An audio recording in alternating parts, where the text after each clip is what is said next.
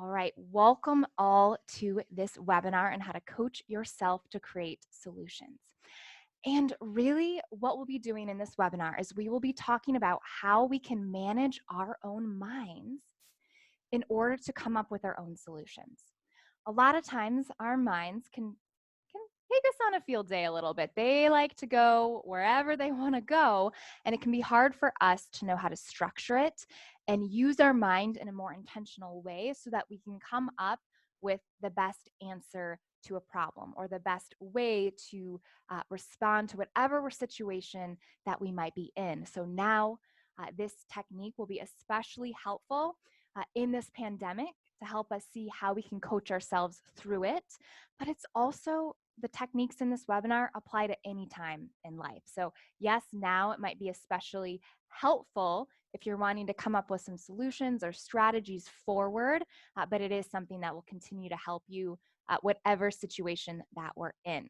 So we will be diving in. I'm going to share with you an idea of what it means to self-coach. So we're all starting from that same grounding. And then what we're going to do is we're going to talk about the way results are created in the world. And from there, we'll use that to help us come up with specific steps that we can use to coach ourselves through whatever we're going through. Now, that's kind of the agenda for the day. And again, all this is to get down to this bottom line, which is that coaching yourself is key to managing your mind. It is the key to mind management. And the reason mind management is so important is because it allows us to make strategies and decisions from our own intelligence, from that inner knowing, and not from the place of just responding to fear or trying to get out of fear.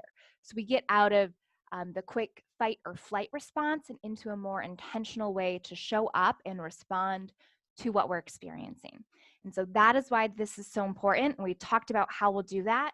And what you'll be able to do by the end of this webinar is you will have this specific process that you can apply to yourself and to your own life, whatever situation you're in. Now it might be coronavirus or the pandemic, but moving forward, other situations that you're experiencing or problems you're facing, this process will apply. All right, so that is what we're covering today. And just to give you a little bit of background on where this information came from. So my name is Lisa. I am a life coach and I have a master's in psychology. And what I've done is I've taken a lot of the different techniques from the master's program that I was in, and also techniques from my life coach certification and just throughout life. These are practices I use on my clients. I'm often helping people know how to manage their minds and build a confidence and manage anxiety. And so if you're somebody who's wanting to have more of that trust with yourself, you're somebody who's wanting to feel more self-confident or maybe less anxious or just less confused, these techniques will work with that. And that's also what I work with my clients on long term. So let's go ahead and dive in.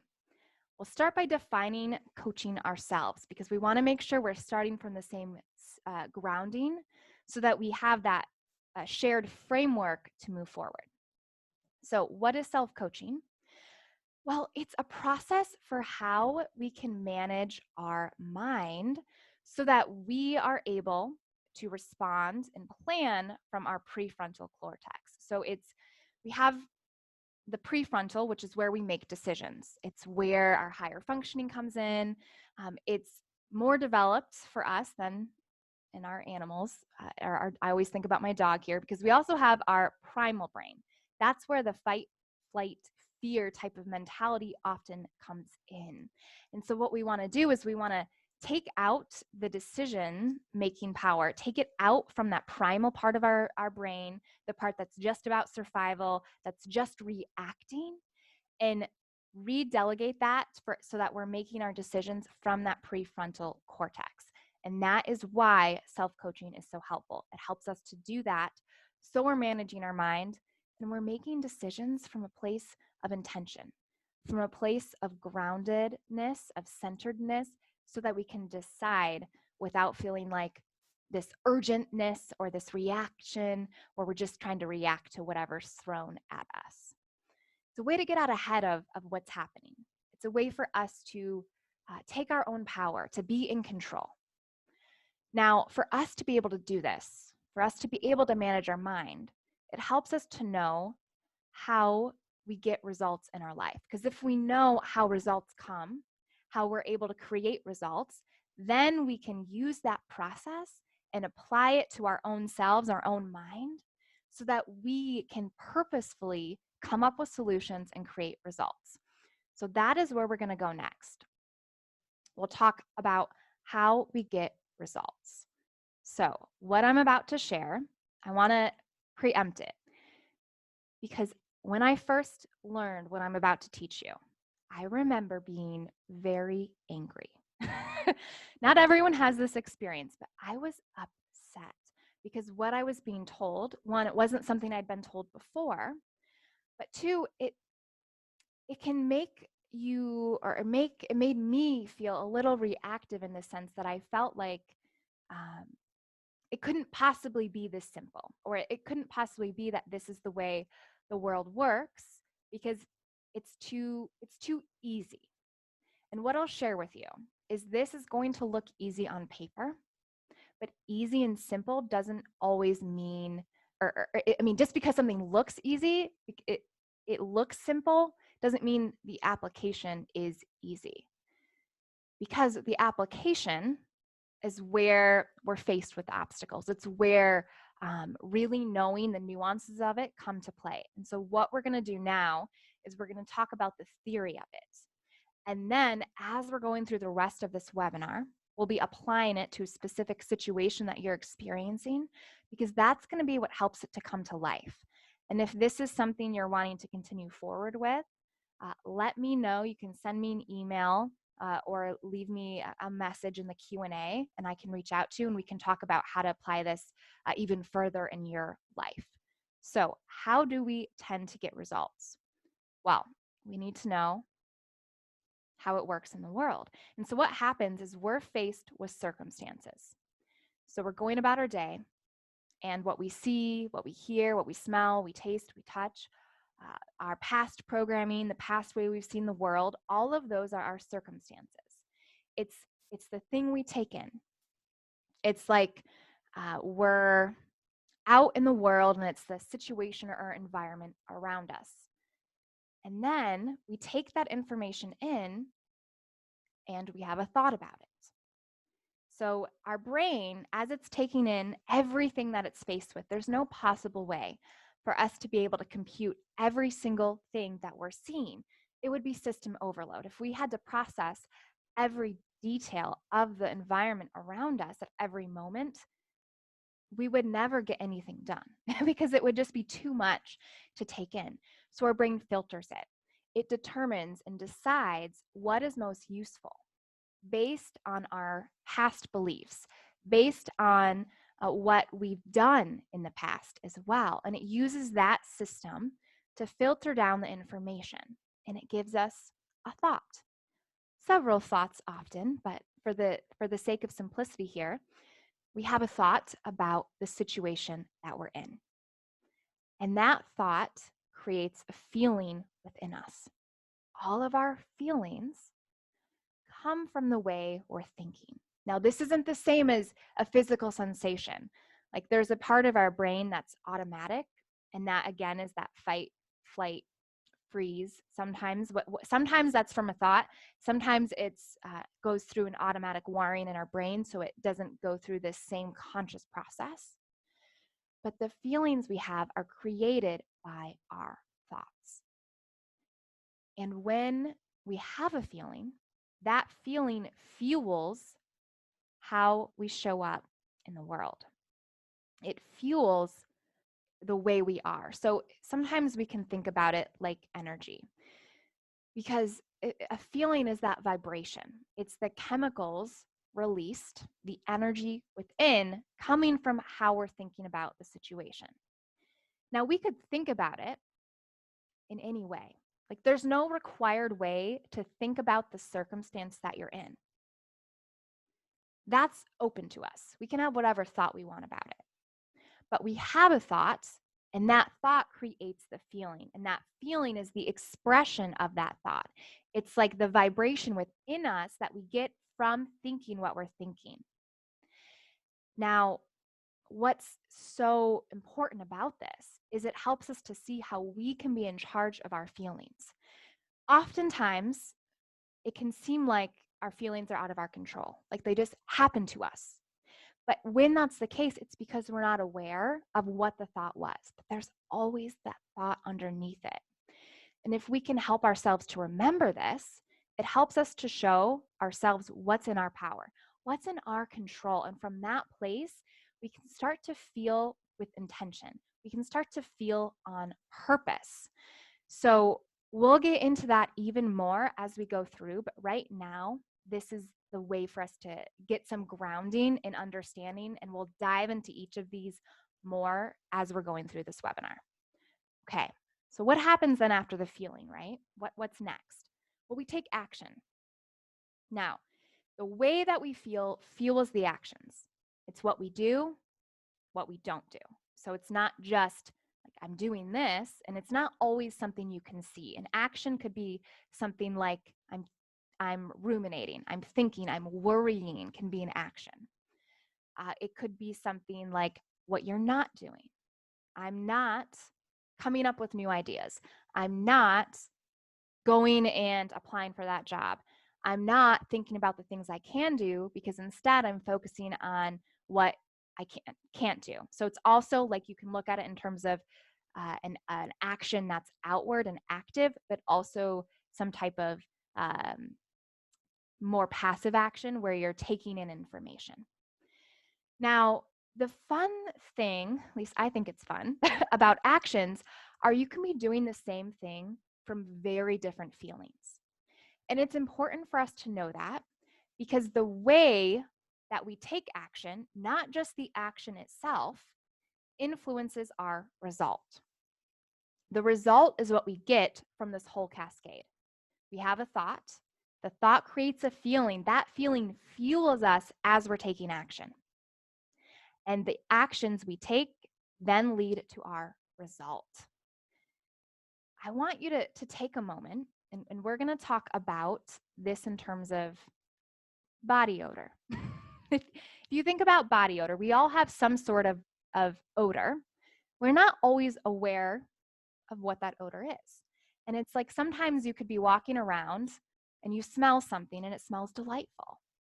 Other times it might smell awful. That's what it's like when you're taking action from different feelings. I could be here talking to you and I could be feeling at ease.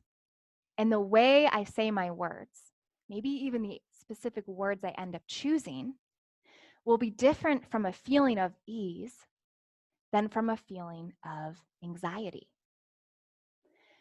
And it also, one way to think about this too is if you're giving a presentation or you're on the phone with somebody and you ask them, how are you doing? And they say, I'm great. I'm great. Versus, I'm great. I'm great. The way you say it is so different. You've said the same thing. You've taken the same action, but it's come from a very different feeling. And the reason I emphasize that is because it's not just the action that creates results. We often think that our actions are causing our results, are creating what we get in the world. And it makes sense because we're physical beings in this world. So the physical aspects of this are what you often can see, which are the actions we take. But we're missing out on everything that's happening behind the scenes. And what's happening behind the scenes is what actually creates our results, not the action itself. It's the feeling fueling the action. That's why it's so important for us to get in touch with what we're feeling. And then it makes us think, okay, but what do I do if I'm feeling a feeling that isn't helping me to take action? Or it's not the feeling I want to be taking action from? That's where we go back to thoughts, because again, the thought creates the feeling. So if we know what we're feeling, we can ask ourselves, okay, I'm feeling this way. Why? Your brain might want to say, because of the circumstance. So it might say, I'm feeling sad or I'm feeling panicked because of the coronavirus. But the coronavirus is the circumstance that we're in. It's the situation happening in the world. It's out there. The virus itself is not creating the panic. What creates the panic is the way we're choosing to think about it. And you can choose to think about it however you want. There's no right way. There's no better way. There's no moral way. There's no should around it. You can choose whatever thought you want. And it's always in your power to choose what you think. So your panic is coming from how you're thinking about the virus or about whatever circumstance you're in. Often people talk about the fear of public speaking as if public speaking itself causes the fear. But you're not afraid from speaking. You're afraid by what you're making it mean. You're afraid because you think, what if people laugh at me? And your brain answers that question and says, then I'll be the laughing stock. Or then I'll be all alone. I'll lose my friends. Then everyone will think I'm a failure. Those thoughts create the fear. That fear leads us to take action from that place. Maybe it means we never sign up to do a speech. Maybe we never take this plunge. Or maybe we do take the plunge from fear, but then the fear, we let it kind of take over. So we start to show up from fear, and it impacts the result we end up getting because we're acting out of fear. Now, when we talk about results here, we're talking about the results that we create for ourselves, not anyone else. So this model that you're seeing in front of you, the way it's presented, I learned it from my coach, Brooke Castillo. And what this shows us is what's in our power versus what isn't. And so if we look at this, the result is about us. So if we take the example of if our circumstance is we'll take the coronavirus since I think that's something that's on a lot of our minds since it's the circumstance we're in. We think everything's on hold. Now, you might have a lot of evidence here for how that could be the case, but it's still the thought that you're seeing the world in, so you only see those results. You only see the pieces that are proving that story true. So then you feel stifled because everything's on hold. You feel stifled. What do you do from a feeling of stifled? Well, you don't do anything. You stay still. You don't make moves. You don't move forward. And what does that create? Well, you've literally put yourself on hold.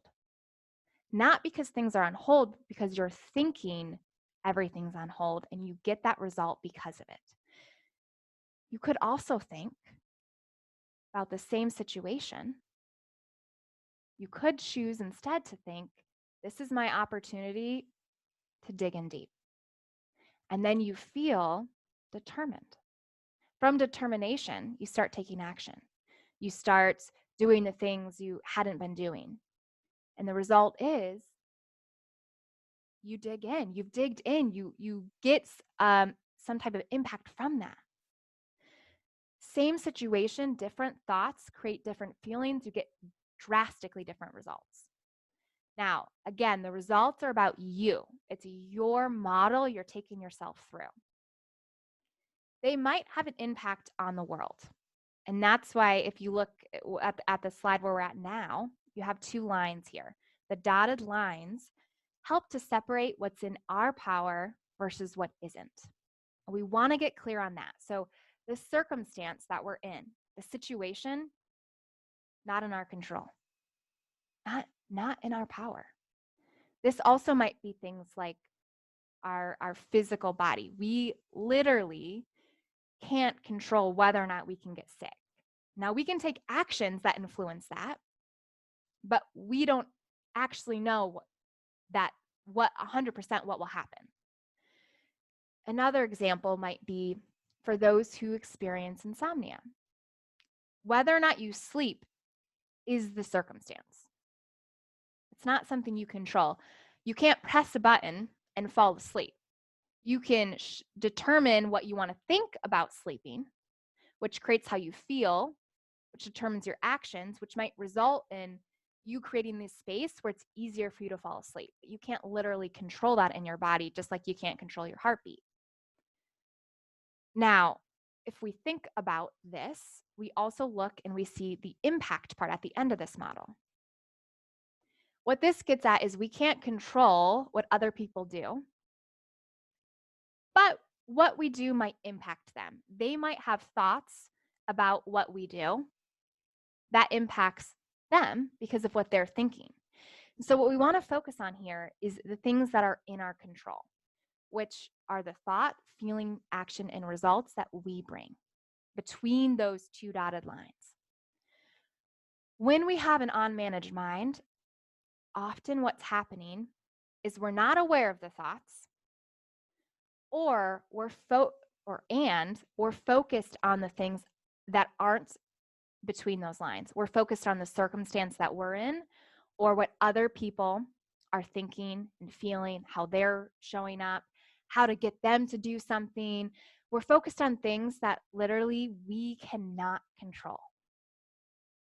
And so what we want to do when we're managing our mind is help to reground us back to the pieces that we can control, back to the part that is in our wheelhouse, that is in our power, because that's what ultimately creates the results that we get. And that's what ultimately helps us to show up the way we want to show up for other people as well. And then they can have their own thoughts about it. So for the rest of this webinar, we are going to be talking about the pieces between those two dotted lines. So thought, feeling, action, result. That's how we manage our mind so we can coach ourselves to come up with solutions to whatever circumstance we might be in. So to do this, I've come up with 6 specific steps that really break this down. And so on the next slide, we're not going to spend a lot of time on the next slide, but I just want to give you an overarching picture.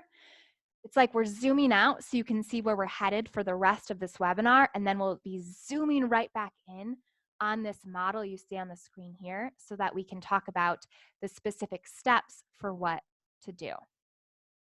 To make this as useful for you as possible, we want to take it out of theory and make it applied. So what I'd like for you to do is to take a moment, grab a piece of paper, and write down a specific circumstance that you're in. And this will become more clear as we're moving on. But right now, just start to think about what that could be and write it down. Okay.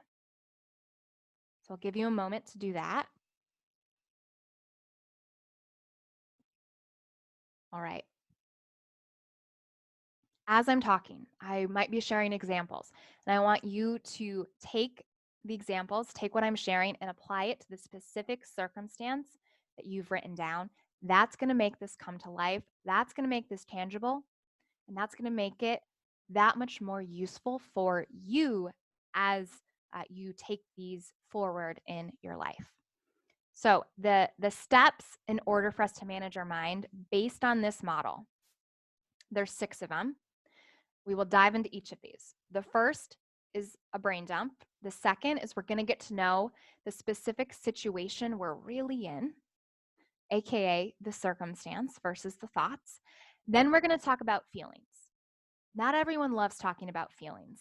I get it. It's not often stressed in our culture and our society, but I really think it's beneficial. If this is something that causes you hesitation, I invite you to just take a moment to be open to this idea and play with it. We have this time together. Suspend the beliefs maybe you have about it and just let yourself drop into this idea.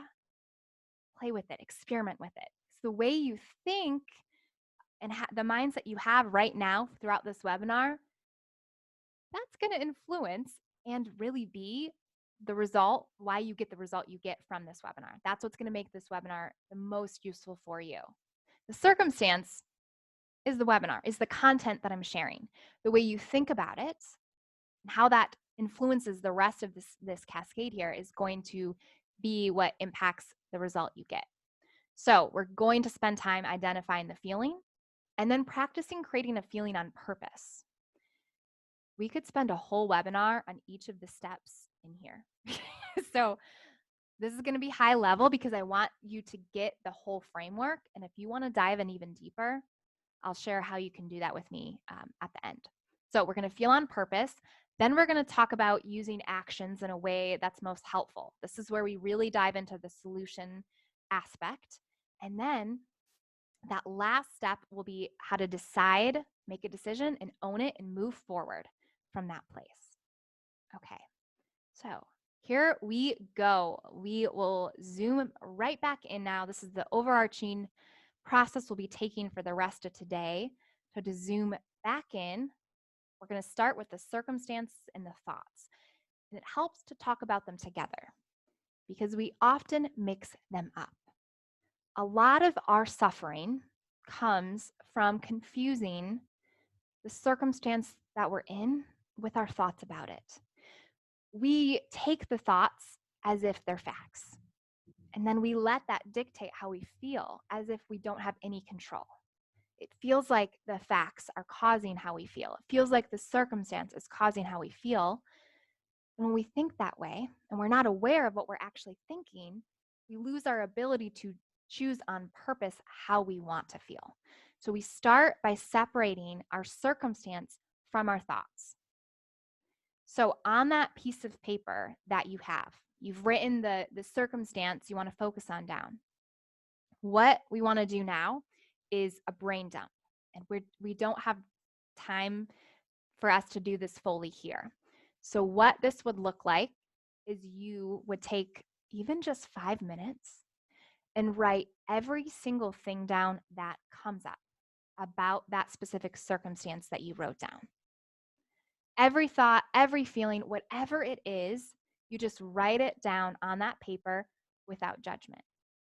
I recommend actually writing it physically with paper and pen because it helps to grab the thoughts. When we type, sometimes I think we can miss some of the thoughts.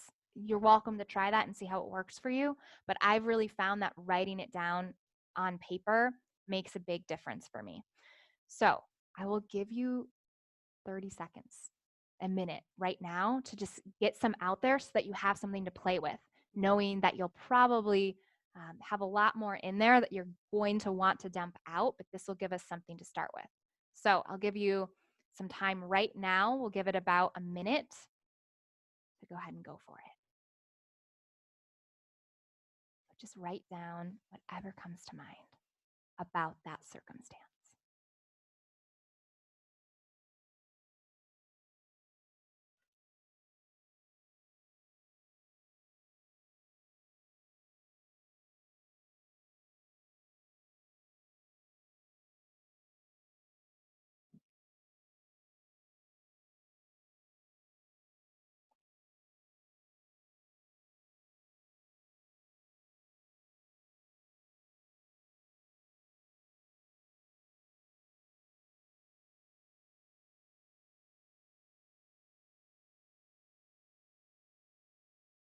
So we'll take about 15 more seconds just to get out whatever's coming up.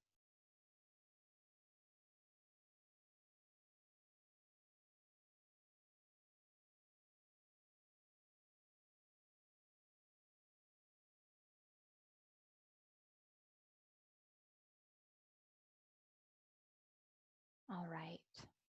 So now you have a dump of all that was in your head about it, just about a minute's worth of what's in your head about it. I think doing it for about 5 minutes can help. But really, if you have the time, I would just start writing until nothing comes out. If you're looking at a piece of paper and you feel like your mind is blank and you have no idea what to write, then just write, I have no idea what to write. I have no idea what to write until more comes. The goal is to write for 5 minutes at least. So even if you don't have anything coming up, just write nothing's coming up, or write whatever the last thing you wrote down was until more comes up. And then if you have more than 5 minutes, just keep going with it. All right. So, what that does is it helps us to stop having all of this swimming in our head. Our brain wasn't designed to be contingency planning and coming up with a bunch of solutions all at once while going out about our day all of the time, to have all of that up in there. It makes it hard for us to come to any type of decision or create any type of solution for ourselves because it all starts to get jumbled up and lost. And we can think so much quicker than we can write or read. So we miss important thoughts or facts or details when it just stays up in there. So writing it down helps you to get it out. And then it helps us to separate from the thoughts that we're having. It helps us to then look at what we wrote and see what's going on. Sometimes I'll do this and I'll write it all out and then I'll look back at what I wrote and it'll be so revealing because I'll just realize, wow, no wonder I've been feeling the way I've been feeling. I've had all of this in my head. And we often might think we know what's in there, but until you really write it down, until you really dig in, it's hard to see. So you've just dumped it out. You have an idea now of some of the stuff in your head about that circumstance. What we want to do next is we want to get clear on what that real situation is. I used the word situation, but you could use the word circumstance. It's really getting clear on what the circumstance is, which means that we need to know what the facts are, separate from everything else. Not because everything else isn't important. It is. It's very important. It's how we're thinking, how we're feeling, what we're doing. All of that matters. But we want to see it separate from the facts. It's like in the model that we talked about with this slide here, we want to see the circumstance separate from the rest that's coming up. So we see what's in our power and what isn't. We see what has to be and what our options are. So we separate the facts from everything else. What I tend to find is there's maybe 2, 3 facts in there, and then most of the rest of mine are thoughts. Yours might be different. You might have a lot of pieces of circumstance in there, and then everything else, there's just a couple. So you want to get clear on what that is. Now, I'm going to give you a moment to do this, but what I want to offer you is our brain will like to trick us about the facts. It will not always see what the facts are, as it will think our thoughts are facts. So we want to be very objective here. We want to imagine like you're somebody else that isn't you looking at this piece of paper. You're a fact finder. And you're going through it and you're scanning only for the facts. All the rest at this point is irrelevant. We know it's not, but at this point, we just want to identify what are the facts separate from everything else. So you want to go through, maybe it's highlighting the facts. Maybe it's literally as this slide shows, you put them in 2 separate columns so you can see it. But you want to see what the facts actually are. Facts are objective, they're neutral.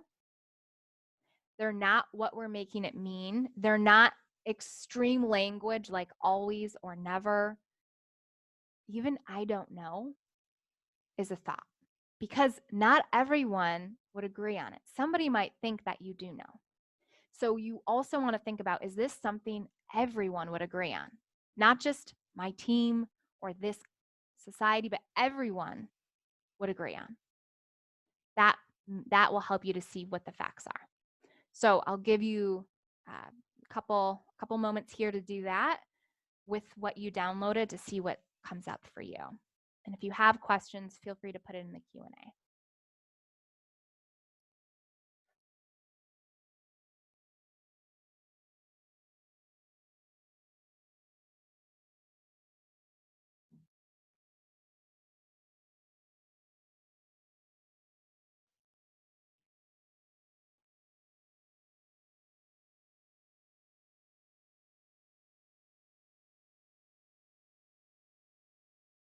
Okay. I know that wasn't much time. So when you're doing this on your own, you'll have more time for that, but I want to make sure that we get through all steps so you have the whole process. So, what you might have noticed is kind of the way that your brain tends to work with it. So, for me, when we took the minute break, I had the circumstance of next week's schedule, the schedule itself. And when I separated it out, fact and thought, the fact was literally my calendar, planner or calendar, and the thoughts were most of the other pieces of it. Like, I don't know what to do, or I'm excited about what's coming. Um, it might be hard to fit it all in, was another thought that I had. But it helps me to see those are the thoughts, they're not truth. It might seem like a little over the top to be doing this, but it's so important for our brain to see it separate because our brain's pretty convinced that our thoughts are facts, our thoughts are true. Or it'll say, yeah, but it really feels like it's going to be hard. Or it really feels like I don't know. Just because it feels like you don't know doesn't mean it's a fact. It's still the thought you're having. So you want to get really clear on what that is. And then what we want to do is we want to grab a thought, some sort of thought that represents the way you have been thinking about it. So if you look at your facts versus everything else, if there's some sort of theme or thought that is more prominent, you would choose that one. And that brings up to our next step for how to coach ourselves so we can come up with solutions. And that next step goes into the feelings piece. So we have clarity on circumstance versus thought. Now we want to identify the feeling. So what that means is you've grabbed a thought. So you literally could write down on a piece of paper the what you see here. You'd write circumstance, then you'd write what it is, then you'd write your thought down. And now you ask yourself, how does that thought make me feel? What feeling comes up for me when I think that thought? One way I like to do this identifying of the feeling, is using this feelings wheel. I only use this if I'm not sure what I'm feeling. And what this does is it helps us to expand our vocabulary about feelings. Because when we get more precise about what we're feeling, it helps us to understand more precisely the types of actions that come from it and the type of results we get. So our language, it seems like semantics, but not it's not in the sense that feeling, like if we look at this wheel here under sadness, if you say sad, it's pretty broad. What is it? Is it bored? Is it ashamed? Is it inferior? Is it sorrowful? It might not even be on this list. These are just examples. What's the more specific feeling? Because if you can get specific, then it helps you to see what you're doing from that place. It helps you to see what thought creates that specific feeling. You get more precise, and the more precise you get with that, the more precisely you can determine and create those solutions for yourself. So you want to identify, how does that thought make me feel? So looking at the paper, the thought you grabbed, how does it make you feel? First word that comes to mind. And then say, is there a more precise word?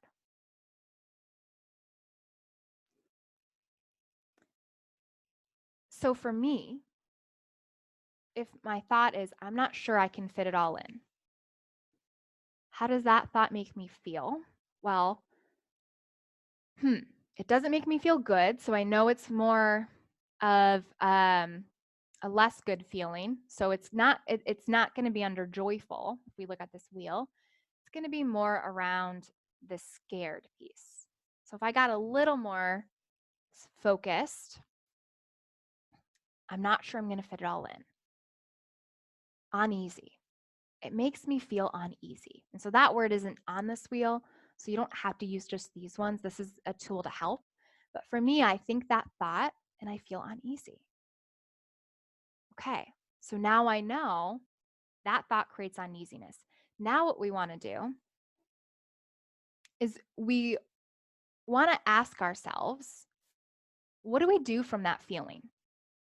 When we feel uneasy, so if we're here, when we feel uneasy because we think, I don't know if I can fit it all in, what do we do? Well, for me, I question, I wonder. I I start plotting things in my calendar, but from this place of skepticism. So I'm not really coming up with ideas for how to make it work. I'm not really seeing a way to plot it all in.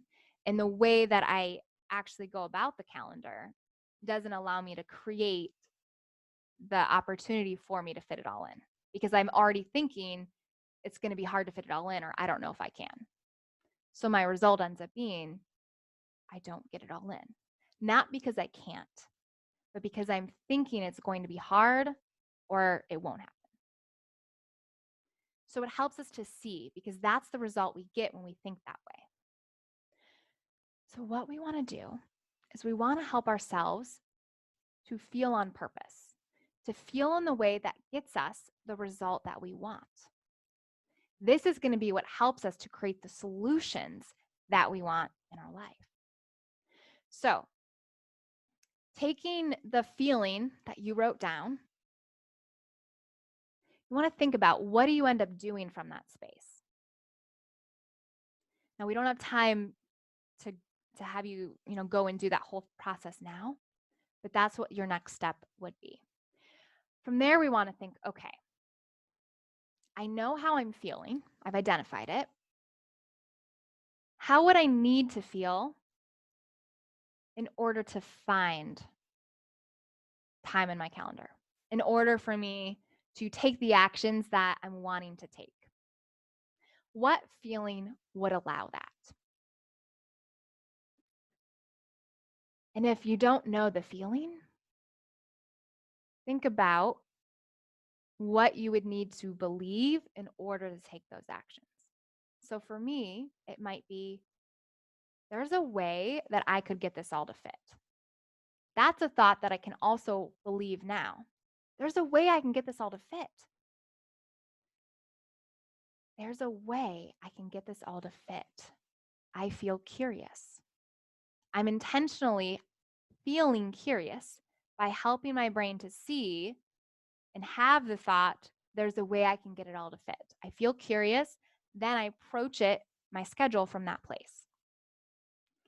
So feeling on purpose really means determining how we want to feel about that situation or that circumstance, then asking ourselves what thought would allow us to feel that way.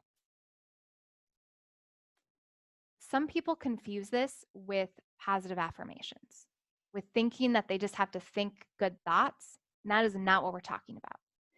Because you have to think about thoughts you can actually believe. So if I'm currently thinking it's going to be really hard to fit everything in my schedule, I can't forcibly believe right in this moment it's going to be so easy to fit it all in. I don't believe that because I'm thinking it's really hard.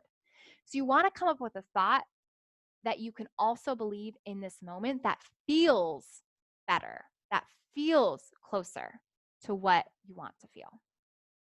So from that place, you're choosing. So for me, it was there could be a way. There could be a way for me to fit it all in. And I feel curious instead of uneasy. So think for you, either what do I want to feel? Or what would I need to believe to take actions the way I want to? Might just be to make a decision. What would I need to think in order to make a decision? So kind of play with that. Once you know how you want to feel, the next step is we want to go back to what we're doing. And so we've just talked about the feelings. Now we're going to go to our actions. We have the feeling on purpose. For me, it's curious. For you, it might be something else. And then what we're going to do is we're going to game plan. So I'm in the place where I'm feeling curious. I'm practicing thinking there could be a way. I currently don't know what the way is, but there could be one. And I'm feeling curious. Now is the part where we are taking action. And so this is where it's especially helpful if you have a specific situation or problem that you're in and you want to come up with a solution. This step is where you really start to define that solution for you. But you can't just start here, because if you start here without looking at all of those thoughts and doing that brain dump and figuring out how you're feeling, you're taking all of that with you into the solution creation process, which isn't going to allow you to come up with a solution. In order to come up with a solution that's really helpful, that allows you to access your own inner knowing, your own ability to problem solve, we want to help ourselves to feel on purpose. So that's why we did all of those steps first. And now from that intentional feeling, we game plan and we take action. And it starts not with this. We just did that. It starts with this. We uncover our obstacles and then we come up with solutions to them. So what this looks like for me with my schedule example is I say, okay, brain, we're going to figure this out here. What obstacles am I anticipating? What do I think is going to go wrong? What do I think's in my way? What could stop me? You write all of those down. Every single one that comes up. You get them all on paper. Now, you might have some things that aren't actual obstacles, but you see them as to-dos, things you have to do. So you can write those down too. But you want to get all of it out of your head, because what that is it's the steps, the to-dos you see, and the obstacles you anticipate could get in your way. You're not doing this from a place of fear, though. You're doing this from the place of curiosity or whatever emotion it is that you chose. So you write them all down. Right now, just come up with one from what you wrote earlier.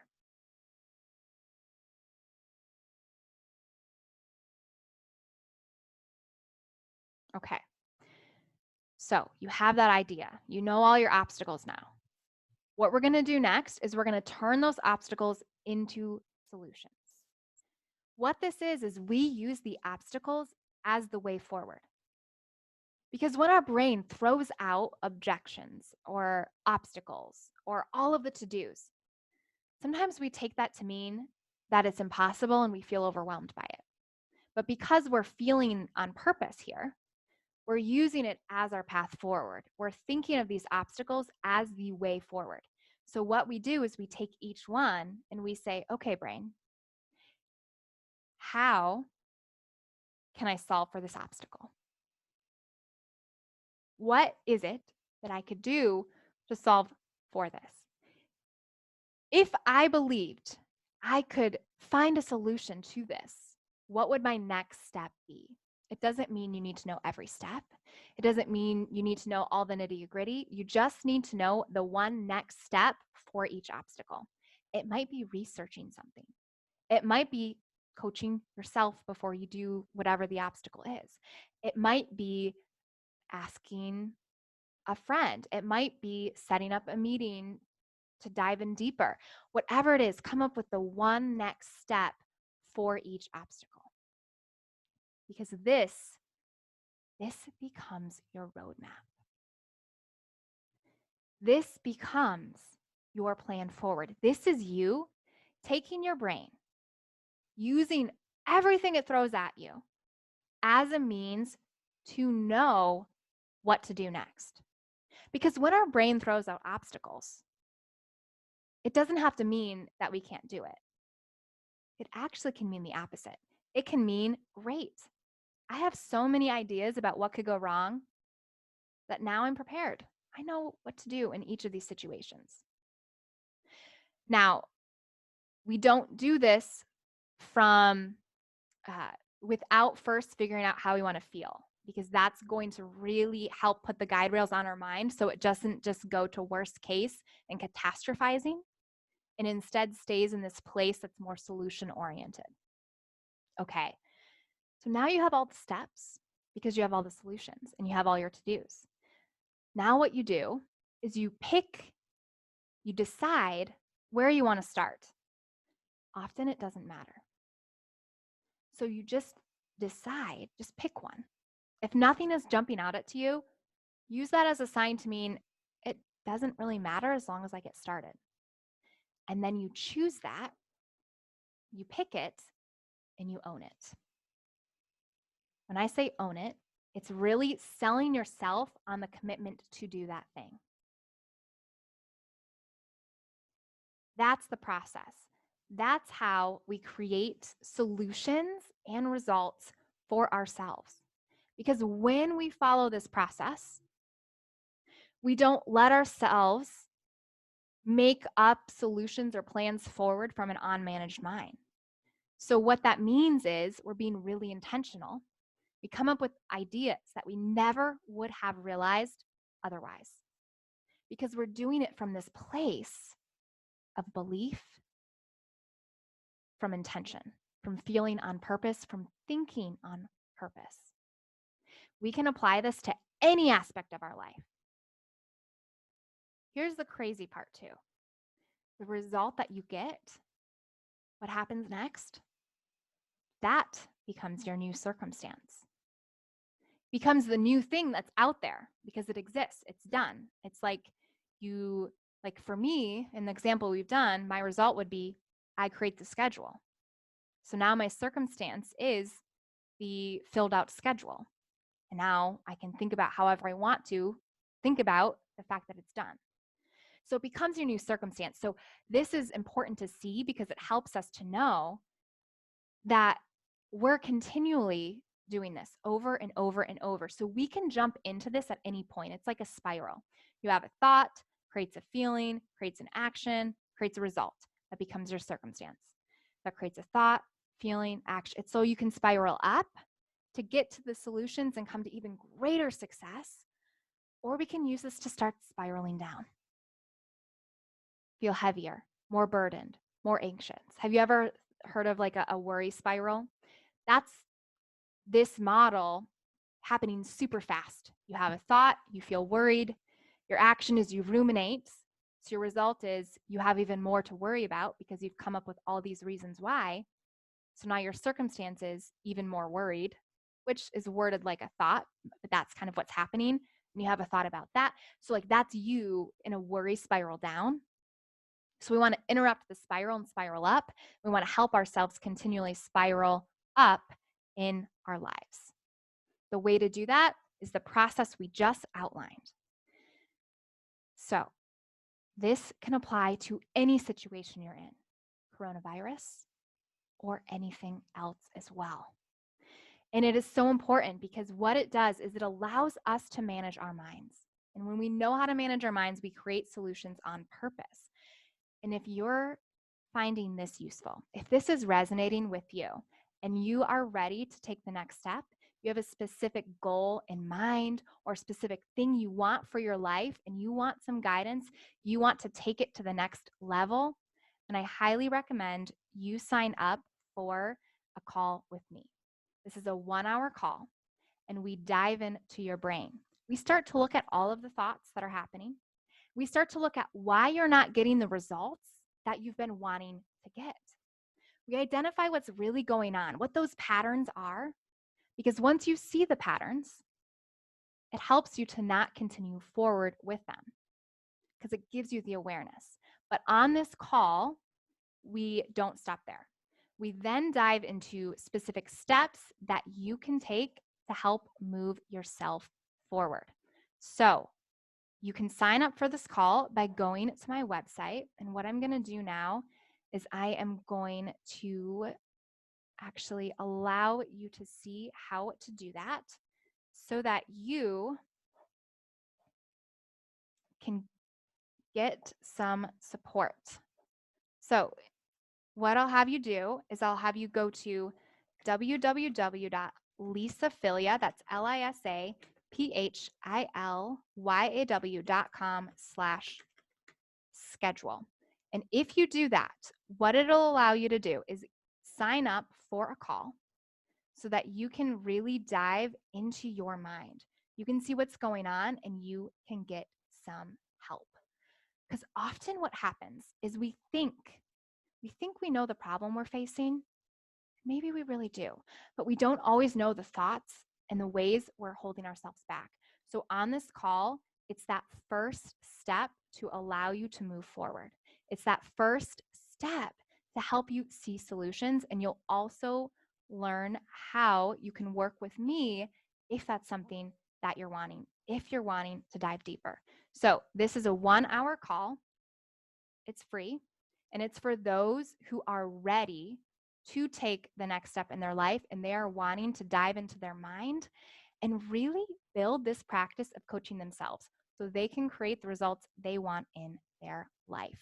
So you can sign up for that call by going to www.lisaphilia.com, LISAPHILYAW.com/schedule. You can sign up for your time there.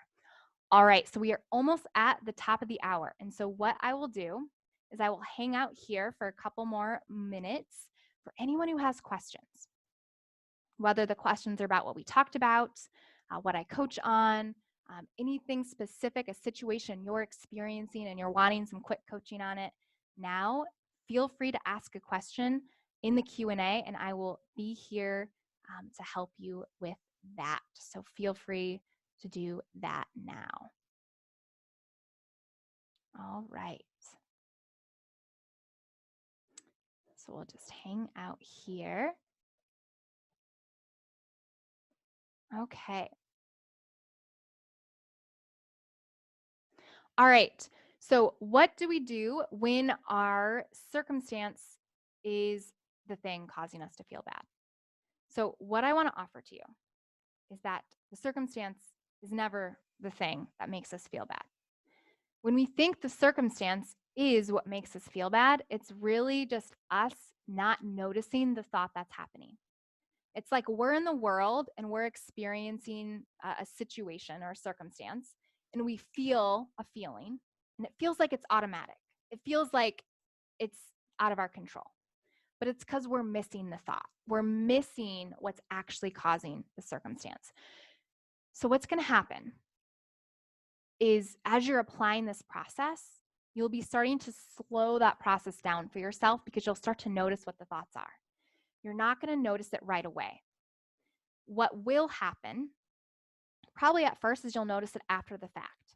You'll notice it after whatever situation you are in. And that's fine. That's usually how it starts.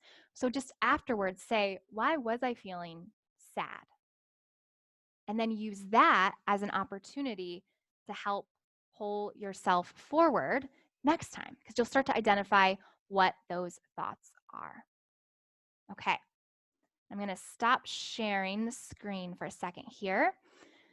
So, and if you continue putting questions in. Okay, so I suffer from tinnitus and need help with coping skills with my thoughts. Okay, so what we would do here is in the circumstance line, we would put tinnitus. We'd put that in there. And what we want to do is we want to separate out the physical feeling that might come from it, because there might be a physical response, from the emotional feeling. And so for the thoughts, it's okay, what are my current thoughts about tinnitus? How am I currently thinking about it? And often the next step, because those thoughts will create a feeling. It might be a physical feeling that you have from what's happening that is separate from the emotional feeling. The emotional feeling might be frustration or anger. And what we want to do is we can start by allowing it to be okay to feel the way we feel. So in this case, it might be, I'm thinking nobody should have to go through this, and I'm feeling frustrated. The next step is, this is just the part where I feel the way I feel, and I'm going to let it be okay. I can't control it. It's just what is. How can I find some peace in it? How could I think about this in a way that would give me just a little more relief? For me, it always starts usually with allowance, like allowing it to be okay to feel frustrated or to feel crappy. Or if it's a physical feeling, like a physical sensation from it, that's your circumstance, is the physical feeling within you, the physical response.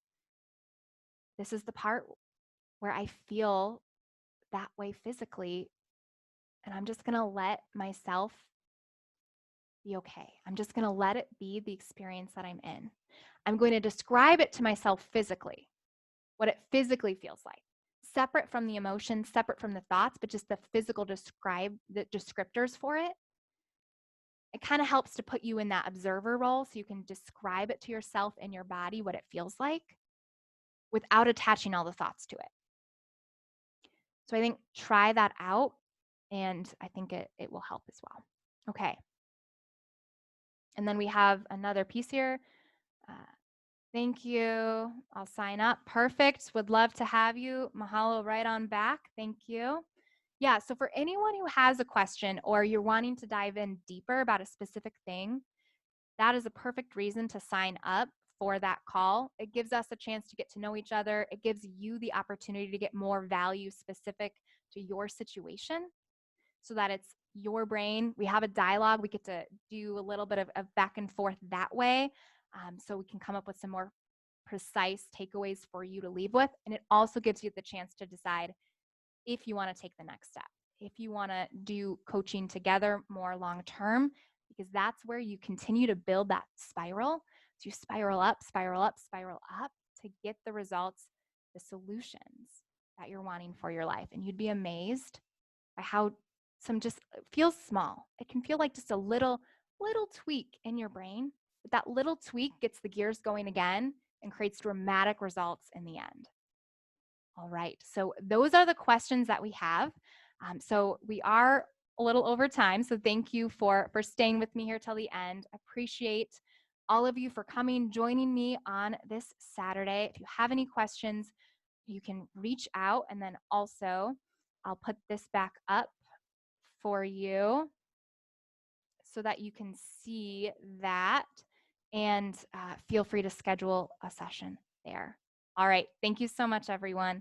Have a wonderful rest of your weekend.